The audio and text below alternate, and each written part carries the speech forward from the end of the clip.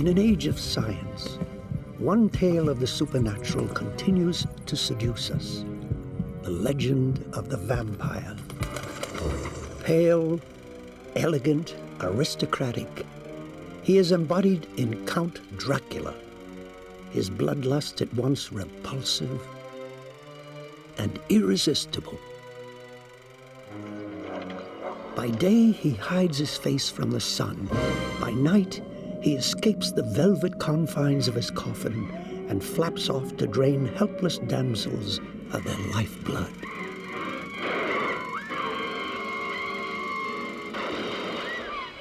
Are you all right, man? In graveyards and archives around the world, scholars discover the uneasy truth about vampires. And they're realizing that ancient people had compelling evidence for the belief that the dead could return to prey on the living. When disease runs rampant, vampires stir.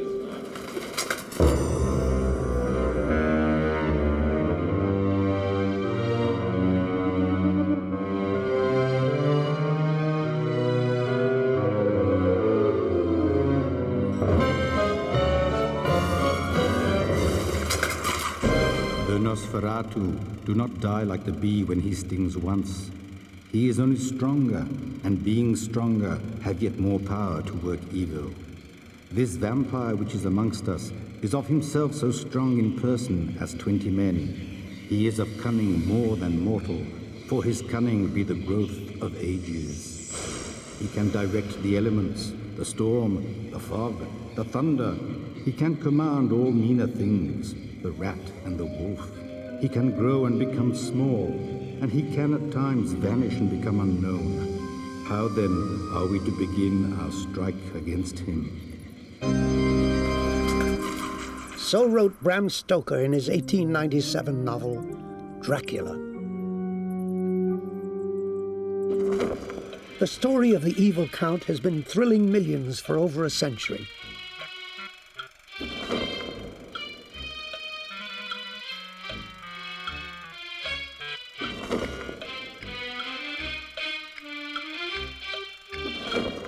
It has spawned some 200 films, all in very much the same vein.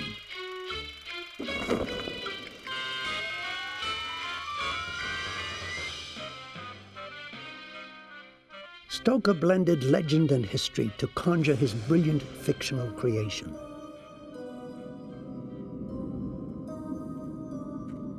But to discover what new light science and history can shed on vampires, one should do one's best to forget about Bram Stoker's Count for the moment. Historians, folklorists, and scientists who pursue the real story of vampires agree. Fact is more compelling than fiction. But they find themselves pursuing very different paths.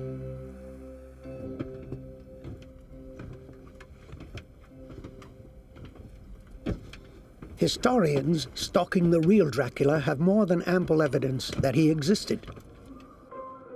He was one of the world's great sadists, perhaps, but not a vampire.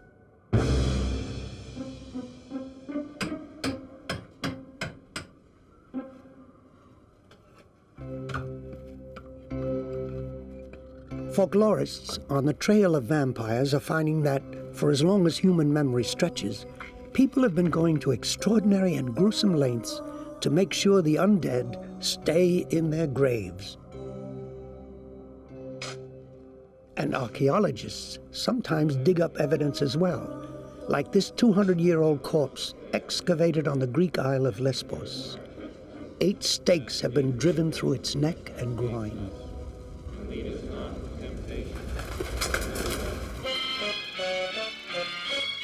Scholars at last are dragging vampires out of their tombs to take a good long look at them. They're finding that the vampire of folklore little resembles his elegant Hollywood counterpart. Folklorist Paul Barber. There are terrific differences between the vampires of folklore and the vampires of fiction. For one thing, he's a peasant. He is dark rather than pallid. He is swollen rather than thin. There is nothing reported about the canine teeth, let alone that they grow the way they do in the movies at the time of the full moon. None of that is there. And there are no bats in the folklore. The famed blood-drinking vampire bat was named for the vampires of ancient lore. Only in modern fiction do vampires change form.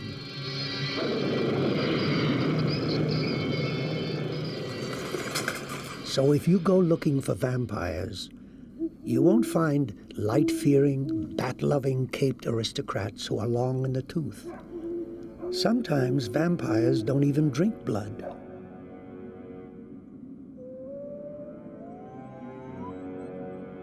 Vampires are believed to be the prematurely dead who return from the grave to bring death and disaster to family, friends, and neighbors. Though they look like ordinary people, they're extraordinarily restless.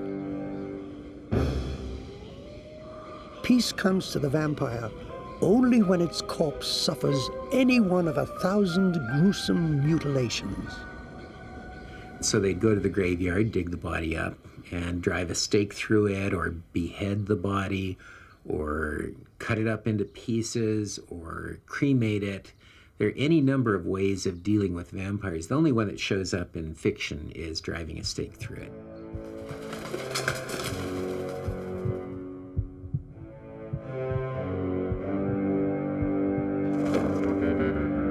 Within the decaying remains of a coffin with the initials JB on the lid lies a highly unusual corpse, perhaps the only known vampire skeleton yet unearthed in the Americas.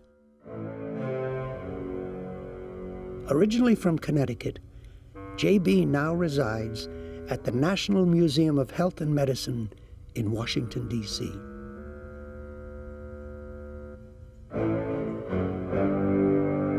His sorry remains came to light in 1990, when a forgotten cemetery in Griswold, Connecticut, began eroding out of a gravel pit. The state archaeologist excavated 24 normal burials from around the 18th century, and one very odd one. It was clear that the occupant had not rested in peace. Forensic anthropologist Paul Sledzik was called in to take a closer look. Someone had gone in after the body was decomposed and jumbled the chest bones. They had taken the two femora, which are the upper leg bones, and crossed them over the part of the lower chest.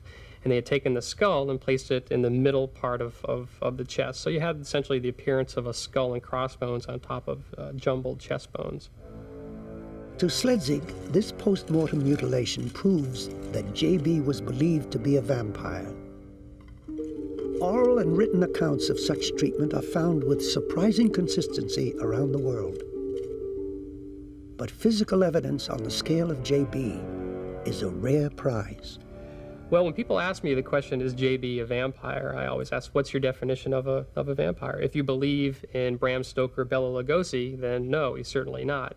If you know something about the vampire folklore of Europe and America, then he is. Sledzik's colleague, Rhode Island state folklorist Michael Bell, has studied the American vampire tradition.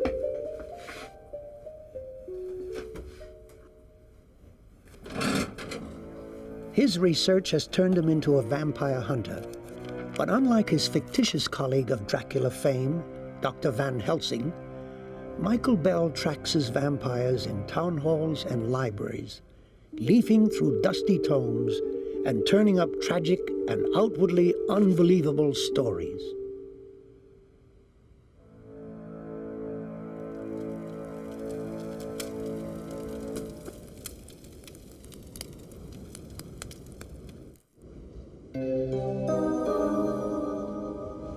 Near the time of the American Revolution, Stukely Tillinghast's life was full and fertile, his Rhode Island farm prospering, his children numbering 14. But then came the dream, the one in which half of his orchard withered and died. Then his children began dying, daughter Sarah, 19 and beautiful, was the first to go. Then, one by one, 5 others fell ill and died. Another languished. The last 3 had told Stukely Tillinghast a ghastly thing before dying. At night, Sarah returned and pressed her hands against them as they slept.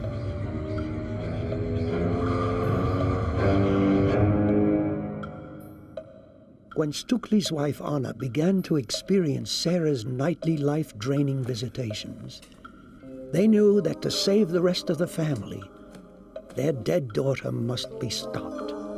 And a God-fearing family made an ungodly decision. As dusk fell, Stukely Tillinghasts set out along the too familiar path to the cemetery.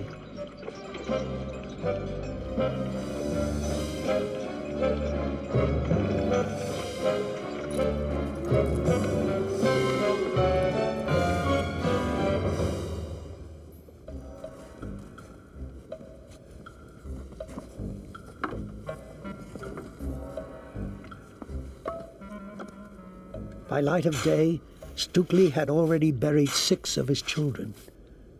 Under cover of darkness, he dug them up again, one by one.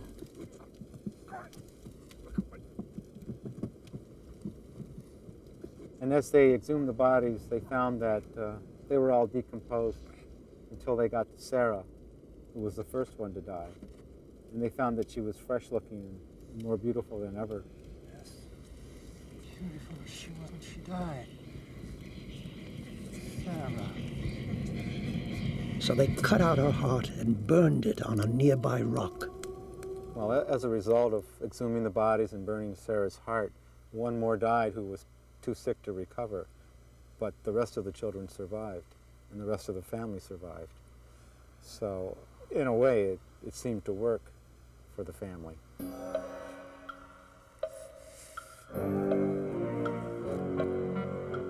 The account of the Tillinghast tragedy was not written down until almost 100 years after the American Revolution, and it seemed like a dreadful fairy tale.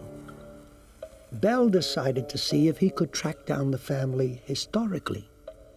And I found the records that show that Sarah Tillinghast did die of consumption, but she died in 1799, not around the time of the Revolution. And also that a total of 4 of the youngest 5 children died, not 7. But of course it makes a much better story when you have a dream that half your orchard dies and then half your children die. Bell has discovered more than a dozen such sorrowful tales in New England's oral and written history. Tales of families compelled to stop waves of death by digging up loved ones and mutilating them. As a folklorist, you could call me a vampire hunter when I stumble on a practice like this that we're talking about now. But I'm not the kind of vampire hunter that you might think of from Bram Stoker's novel Dracula, Dr. Van Helsing, who did all of his work either in bedrooms warding off vampires or in tombs looking for vampires.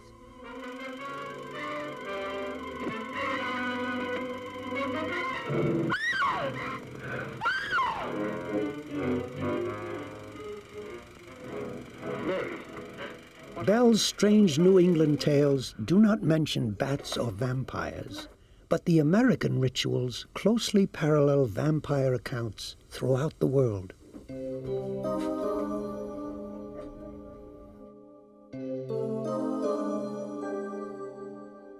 The word vampire has its roots in the Hungarian word vampir, and the phenomenon has its cousins all over Eastern Europe and the Balkans.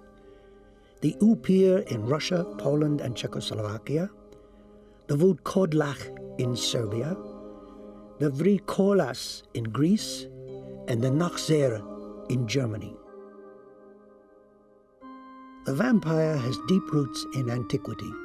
The ancient Romans told of evil blood-sucking ghosts called stregas, and ancient Greece had blood-drinking lamia. A Canadian student of both vampire folklore and the historical Dracula, Benjamin Leblanc, points out that the phenomenon stretches even further back. For example, there is a Babylonian entity we call Lilith or Lilitu, which in the Judaic tradition was the first wife of Adam. This entity was sucking the blood of young children and babies. Even before that, in Persia, archaeologists found a cup with a draw on it. And on this draw, we can see a man fighting with a monstrous being trying to suck his blood. We know that Chinese people, 6 centuries before Christ, had also some kind of beliefs, those kind of beliefs of supernatural beings sucking the blood of people. The sanctity of blood in almost all cultures and religions seems to have given rise to a gallery of supernatural entities, all dying to suck the blood of the living.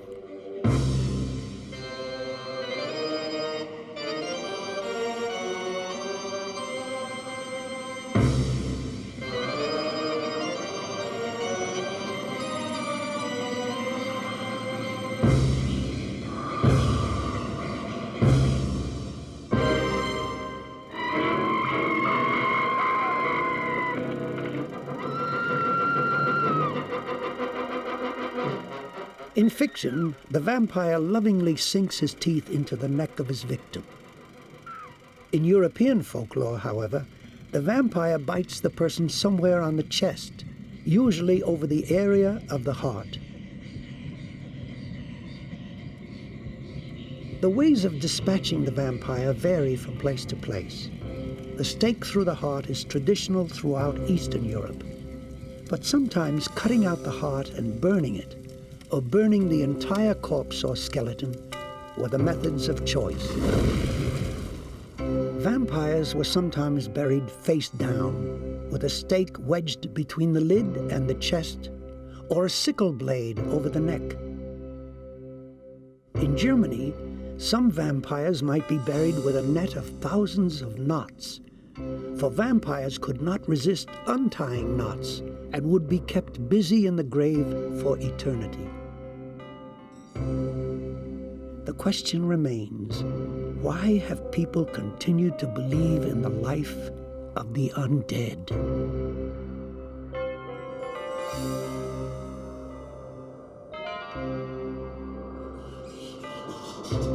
Part of the riddle can be attributed to a misunderstanding of the line between coma, death, and whatever comes after, a line that still sometimes defies medical analysis. People declared dead have come back to life, in the morgue, at the wake, during the funeral, and almost certainly after burial. When there was a plague, people were buried very rapidly. We were burying people as fast as possible because they were contagious. And sometimes we were burying people that were not clinically dead. So there were still people alive, sometimes buried. And when we were opening the caves to bury other people of the same family, sometimes we would find corpses that were well conserved and covered with blood. But we understand today that those people may just not have been dead, and they must just have tried to escape from their coffins.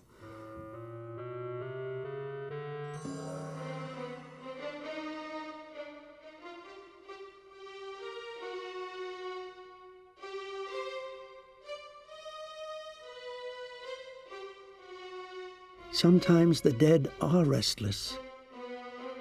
Constricting muscles in a new corpse can make the body stir or even sit up, causing great consternation among witnesses.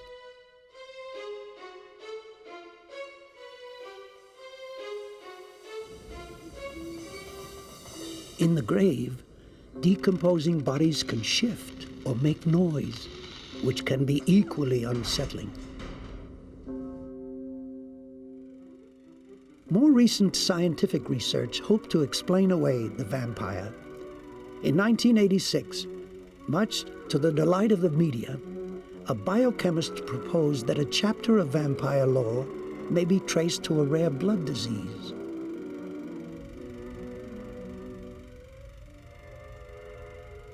Yeah, there was a theory a few years ago that a disease called porphyria, which affects people, causing their skin to turn a bit whitish than it would normally appear, bloodshot eyes. Some people say it will cause them to fear going out in the sun, things that we associate with the vampire myth that Bram Stoker and Bela Lugosi helped to set in the American mind. Porphyria can cause extreme light sensitivity and depression. It can also cause eyes and teeth to glow with pink fluorescent deposits and deform fingernails. But the porphyria hypothesis, besides offending modern victims of this now treatable disease, describes the wrong vampire. The unfortunate thing is the theory doesn't hold up, because what you really have to do is compare porphyria against the actual vampire folklore from Europe, which the two have no consistency at all. There's no aspect to the vampire folklore that talks about bloodshot eyes, that talks about whitening of the skin in living individuals. There's none of that going on in the vampire folklore from Europe. But a more comprehensive explanation of the real vampire lore is now coming to light. Ah, my friend. Our theory of glandular stimulation through electrical impulses was correct.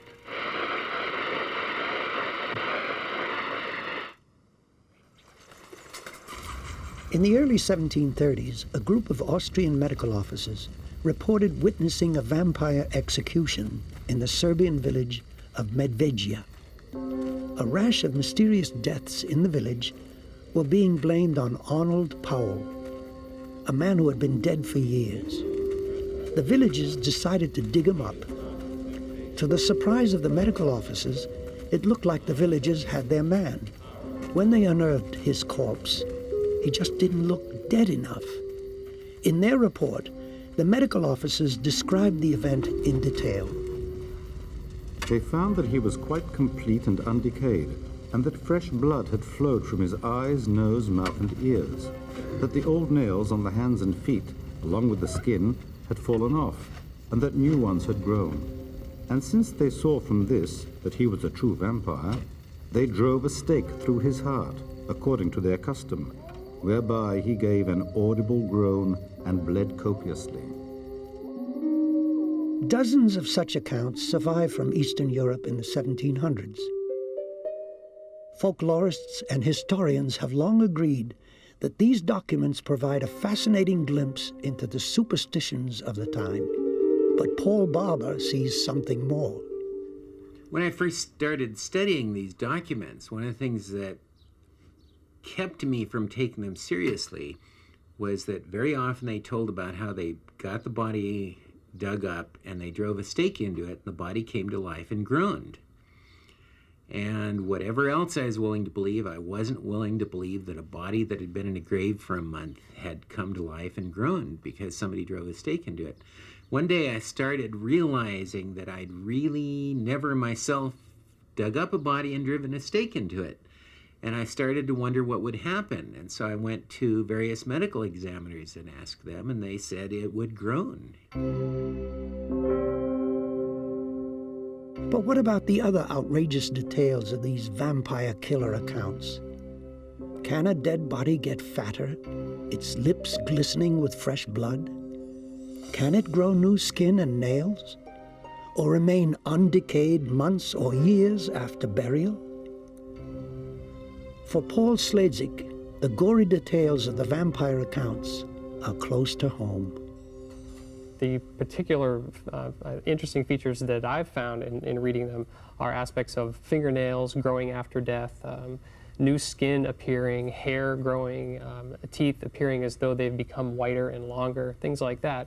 And in a decompositional frame of mind, if you look at those things, what you're actually seeing are the tissues beginning to recede. It gives the appearance as though the nails and the hair are growing.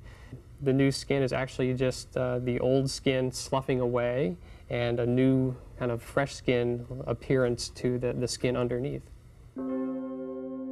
During decomposition, the body grows fatter and gases in the lungs could force blood out of the mouth. Thus, at night, by the light of torches, a decaying corpse would appear almost exactly as the vampire hunters reported. If we're told that they dug up a body and it turned out to be a vampire, that's a little hard to credit. So what happens is that you just throw out the whole account. It turns out the descriptions in these accounts are, and this is no exaggeration, they're clinically accurate.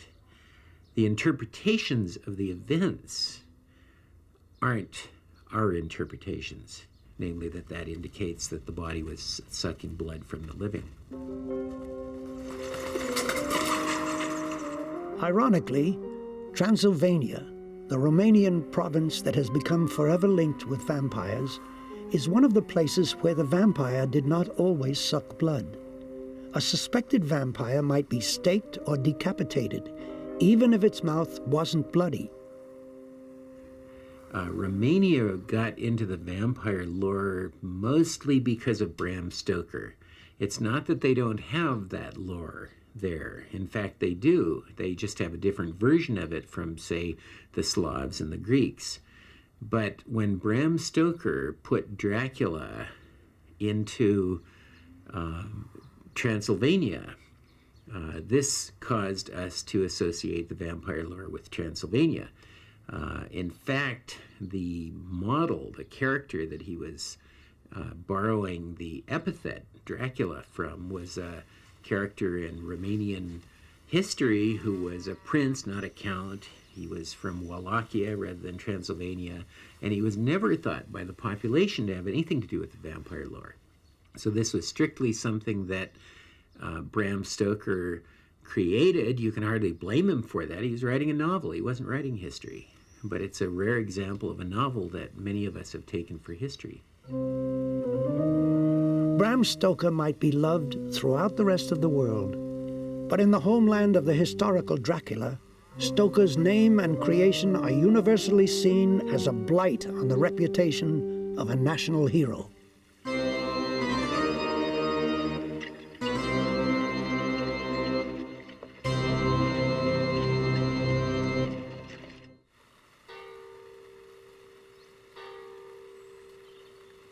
In the year of our Lord, 1431, a boy was born here in Sighișoara, a town in Transylvania. He inherited his father's name, Vlad, as well as the diminutive of this father's nickname, the Dragon. In the Romanian tongue, dragon is Dracul, the son, Dracula.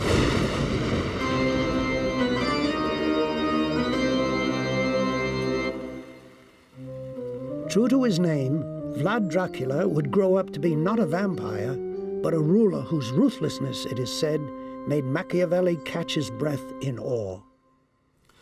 Vlad had many favorite punishment techniques. For example, he was boiling people, skinning them alive, cutting off noses and ears, but his favorite method was impalement. Hence, his nickname, the Impaler, which is Țepeș in Romanian.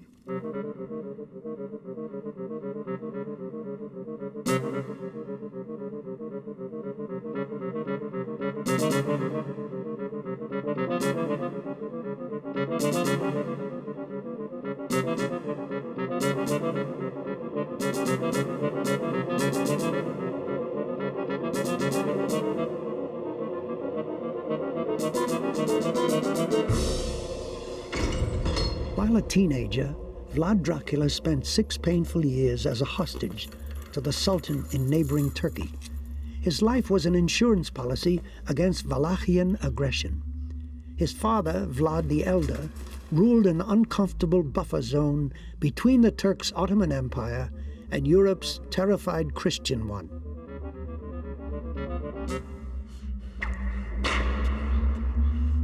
In the treacherous atmosphere of the Turkish court, young Vlad Dracula learned that life was cheap and that ways of dispatching enemies were limited only by the imagination.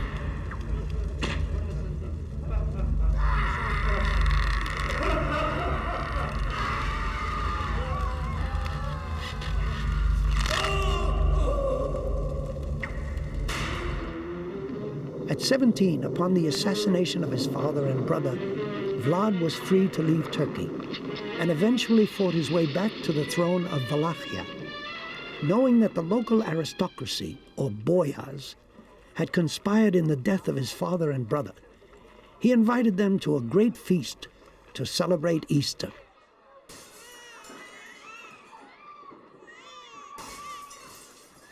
Vlad Dracula took a quite brutal revenge upon the boyars of Târgoviște for the killing of his father and his brother Mircea. On Easter Day, he impaled the older ones while taking the other to Poenari, which is a 50-mile trek. Many died in the process, and the older one had to build a fortress on the Argeș River for Dracula. The castle Vlad Dracula made the aristocrats build on a ridge in the Carpathian is now in ruins. Most of the boyars who built it were worked literally to death or plummeted from the cliff in the process, and Vlad was free to install a new, more loyal class of boyars.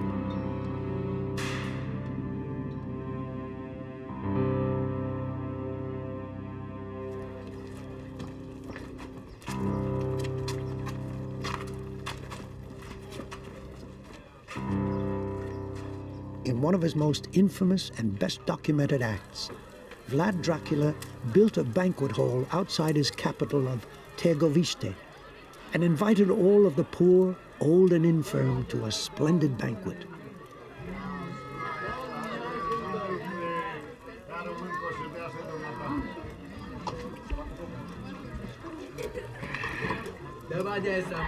When they had eaten their fill, according to the accounts, Vlad ordered the hall locked from the outside and set afire.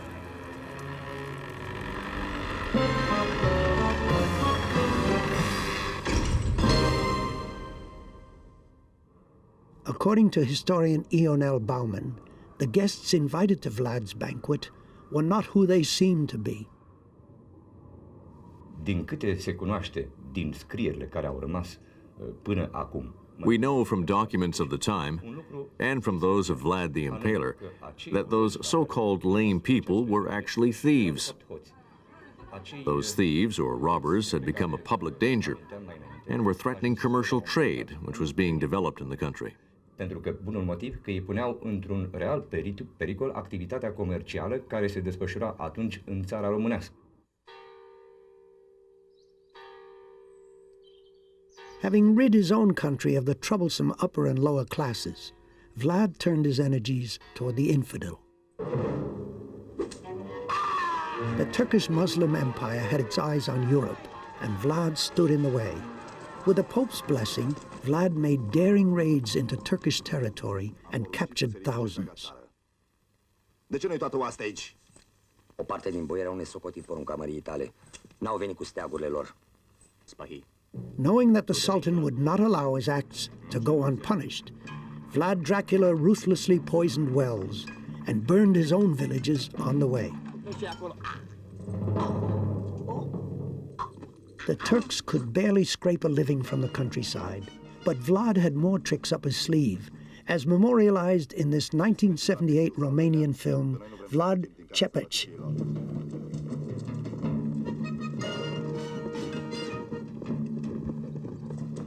When the enormous Turkish army approached Târgoviște, bent on vengeance, they were greeted by a terrible sight.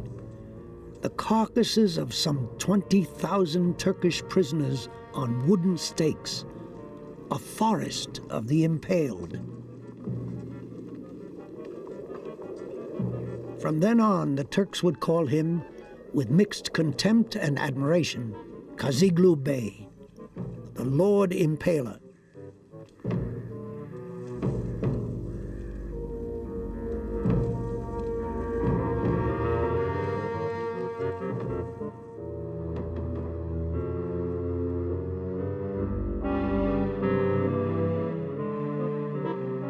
News of Dracula's monstrous cruelty to his enemies and his countrymen was spread by monks traveling from Wallachia to Central Europe.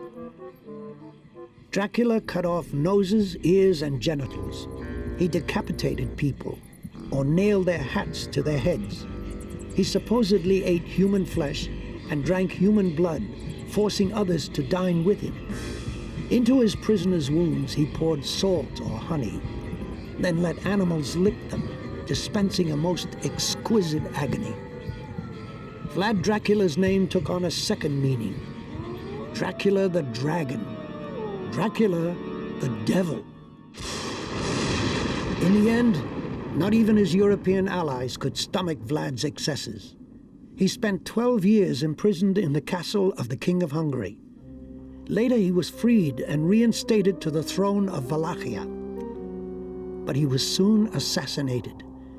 Legend has it that his head was taken to the Sultan as proof the Impaler Prince was truly dead.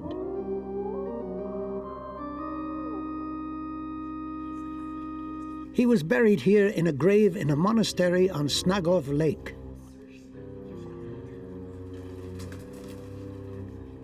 In the 1930s, archaeologists opened the grave in front of the altar and reported it empty. Today, vampire fans and Romanian tour brochures highlight this deliciously vampire-esque bit of trivia. But to the young monk who guards his grave, this is just scandal inflicted on Vlad's memory by the fiction of Bram Stoker.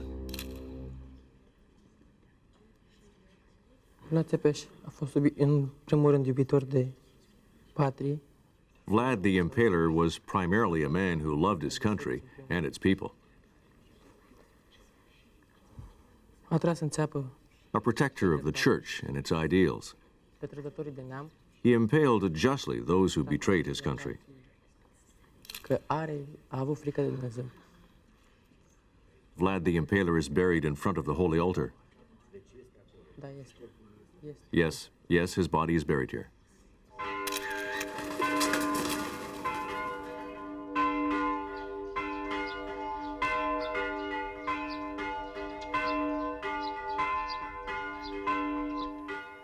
Only a few years ago was Bram Stoker's Dracula allowed to be published here in Romania. And only then did most Romanians find out that their ancient Impaler prince had been turned into a vampire through the audacity of an Irish writer who, in all likelihood, had never set foot in Romania. If the historical Dracula was not a vampire, then could this legend have other roots? The Dracula we know today was not known by the Romanians. There is a vampire folklore in Romania, but quite different from what we know of Bram Stoker's Dracula. We are more talking about a monstrous vampire, an undead that we fear, which is not beautiful, which is ugly, a condition we do not envy.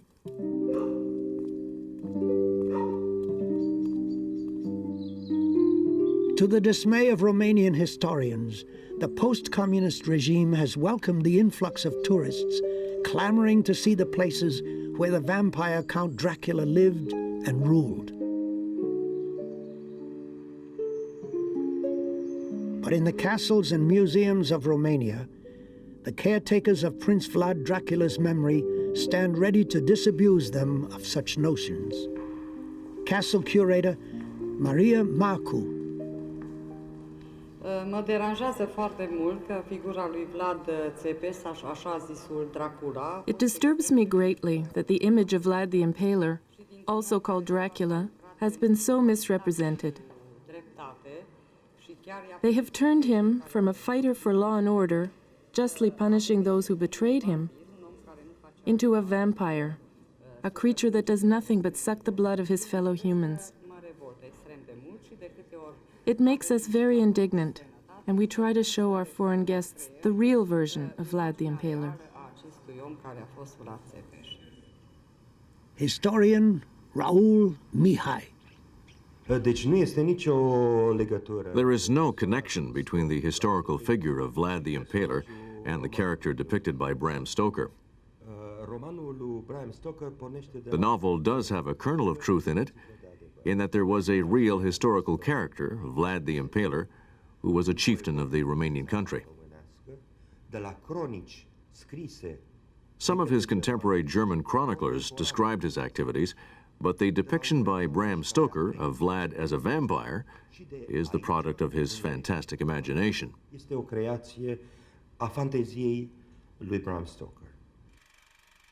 In the same decade that Bram Stoker's fantastic imagination brought to life the immortal fictional character of Dracula, America was burying the last of its real vampires.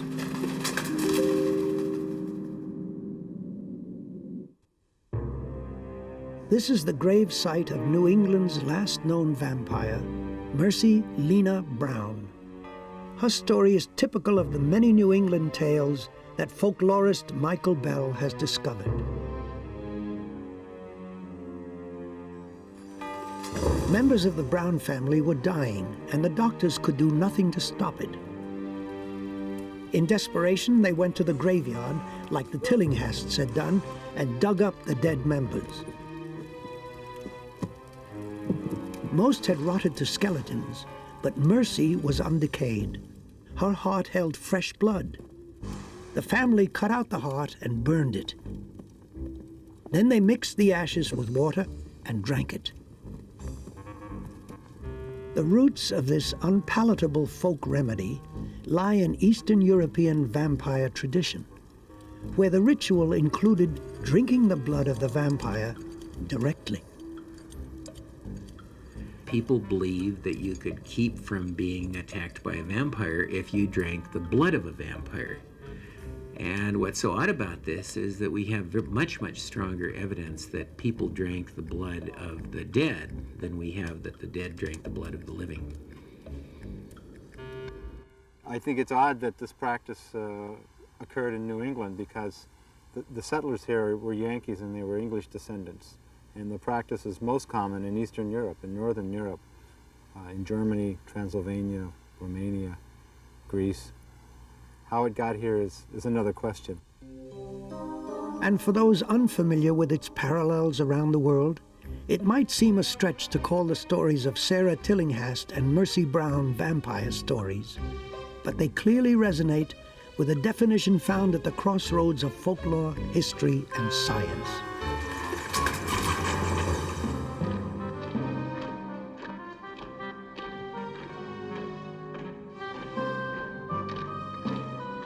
The grisly notion of vampires and the more gruesome methods for dispatching them have crossed cultural and political boundaries for ages, taking hold wherever they were introduced.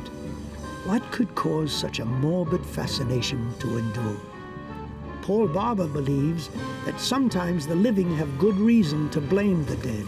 A vampire is an unusual corpse that comes to light in a time of crisis, which is to say, usually people are dying of some kind of epidemic, and they conclude that the first person who died is causing the other deaths.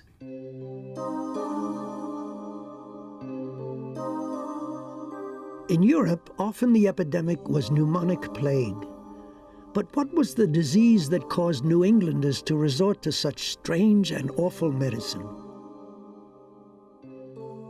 The final clue is to be found back in Washington with the jumbled bones of J.B. The skull and crossbones position of his disrupted corpse mark him as someone people thought of as a vampire, and his rib cage marks him as a man with a disease that fits perfectly with the perceived symptoms of vampirism. But what was very distinctive about his skeleton is that he had suffered from tuberculosis during his life. And those lesions are observable right here near the articulation of the vertebrae, are these white lesions. These are very distinctive for tuberculosis.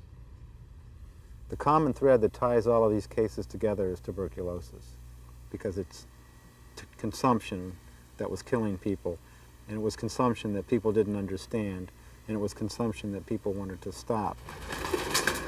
This still leaves the puzzle of J.B.'s skull and crossbones position.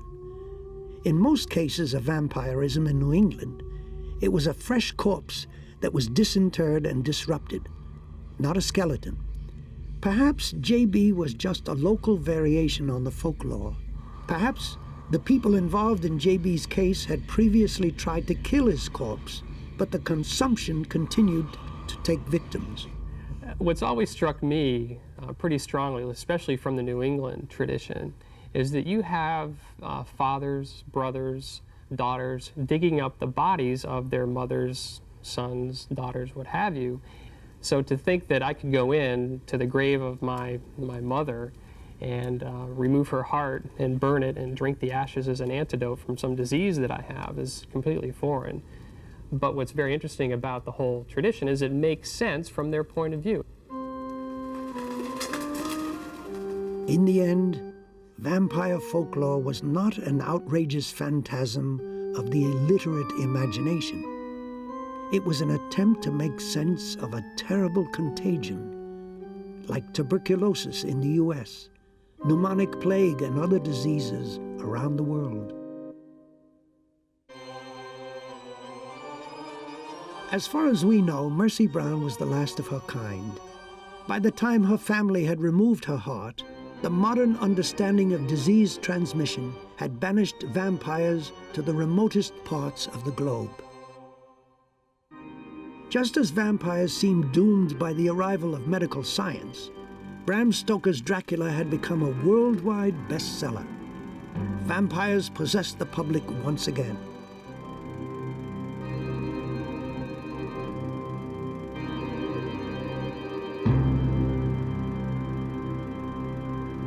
He can even reach out and touch her.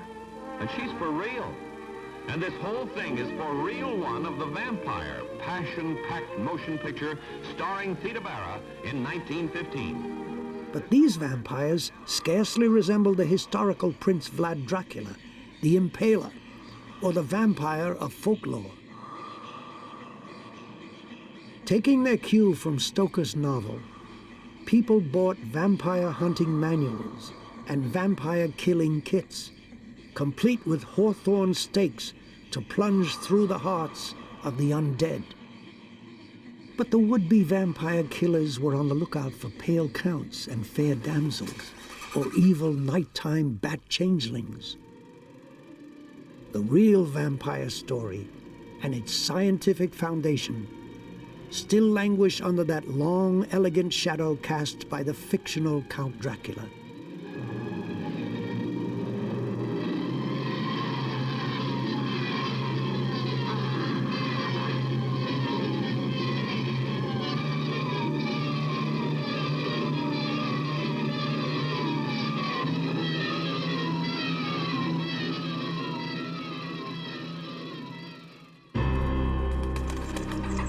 For some, Dracula may be the source of deadly inspiration. But in remote parts of the world, away from the hype and the Hollywood image, the original folklore still endures. People dread not a visit from a cloaked aristocrat, but from a disheveled, undead neighbor, or a once-beloved sister or son. And they still hang garlic from their doors, just in case. For most of us, he's just the object of good, scary fun. Once when I was eating my alphabets, Dracula tried to get me. Oh no, what'd you do? I ate him. Good thing I had my alphabets.